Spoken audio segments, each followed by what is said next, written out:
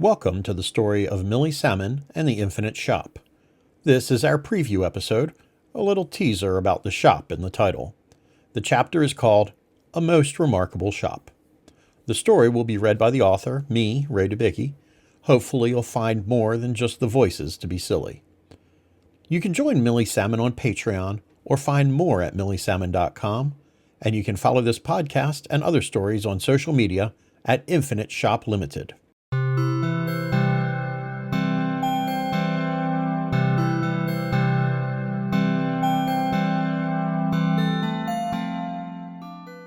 The breakthrough contract will expand the use of the city's hot saltwater geysers in the fish pickling industry and athlete's foot treatment. In the next hour, we will have more reactions and an interview with the humble factory foreman. Before we leave you this afternoon, we have an appreciation as one of the city's hidden gems is closing. We learned that it is the last day for Second Story Books, a used book and music store in the Verbuti Highlands. Saying goodbye is our reporter, Brant DeVallo. The Highlands has been a booming neighborhood for years now, with its once worn streets being replaced by ever more towering glass boxes. Trendy restaurants come and go, while the fashion boutiques pile into one another. Many of them look like copies, as shiny as Patalo Claw and just as cold. Except when you peek down one row of glass boxes on 854th Street. The small brick knot jumps out more than any 1,000-level spire. It's a missed beat, a stop short, a gap tooth.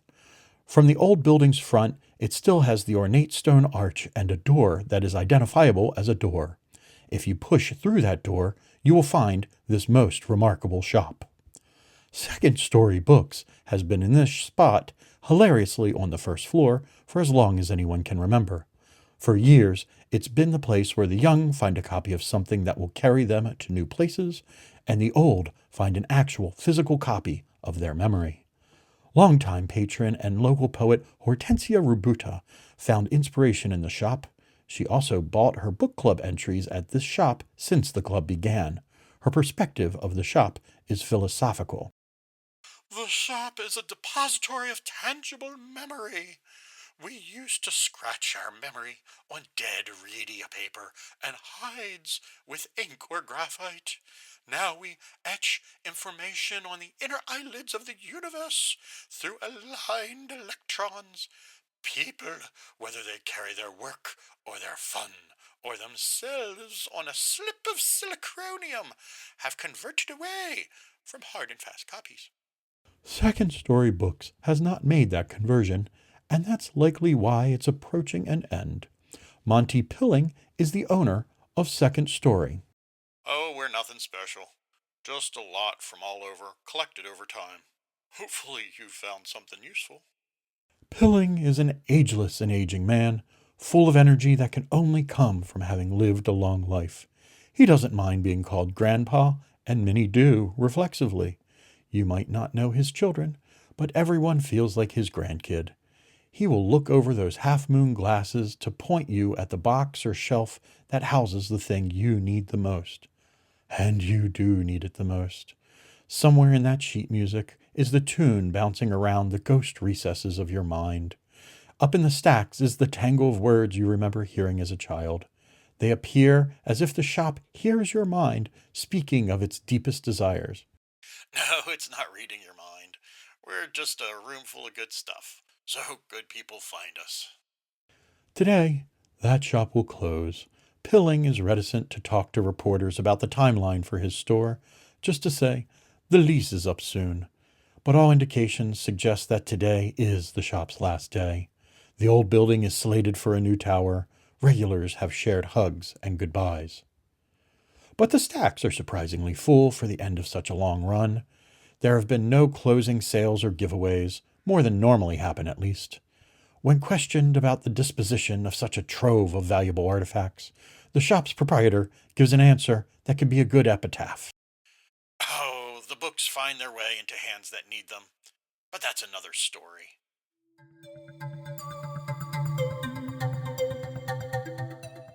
Back in the studio, Brant, did you find anything in Second Story on this final day? Maybe. There are boxes of comic books, Grandpa, or Monty Pilling, had a special place for comic books. He calls them art and words and story, all together. I found an issue from a limited edition crossover of the comic Multiverse Battle World from 25 years ago. The exact same issue that a certain younger brother tore to pieces for a collage. I could not believe it was there. You bought it? Absolutely. And I'm going home right now to read it again with cookies and a tall moo-too, just like I did after school 20 years ago. Thanks, Brants. You enjoy that moo-too. That is your Evening Trek broadcast for today. I'm Kelty Rendon. Stay tuned for Trade Talk after the news. The time is 700.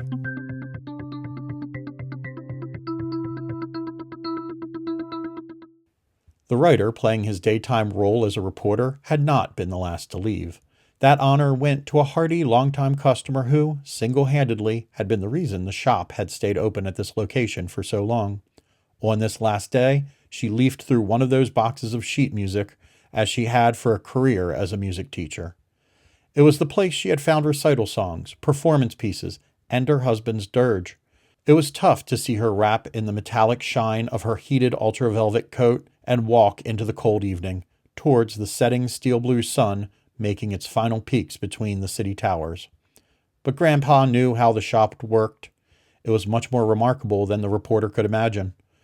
The old music teacher could find her way in here again in the future.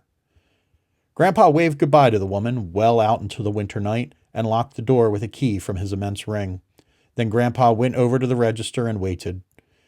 He didn't count receipts or start turning out the lights. There was no last call, last longing look before heading into the back room. He just sat there, reading a newspaper, and waited, as if another customer was coming through the door. The bell rang as the door opened again. Another customer did come in, this time from a golden warm spring day. The smell of trees and mud streets followed. He wore leather boots built for riding an animal and a woven cape edged dirty and worn from such a trip. An acquaintance at the beer hall had suggested the shop, and the man rode from a nearby village to visit. He was amazed to find exactly the scroll he was looking for.